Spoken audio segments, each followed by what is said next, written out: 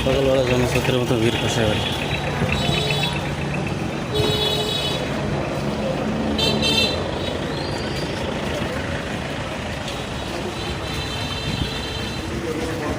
সকালবেলায় জনস্রোতের মতো ভিড় কষাই বাড়ি। সবাই অফিসে যাচ্ছে, হাজার হাজার লোক লাইন ধরে গাড়ি যায় আটকে আছে। প্রতিদিন সকাল 6টা থেকে 9টা পর্যন্ত ভিড় থাকে, আর বিকাল 3:30 থেকে 4টা পর্যন্ত, 6টা 7টা পর্যন্ত, 8টা পর্যন্ত আর কি, এরকম জ্যাম হয়।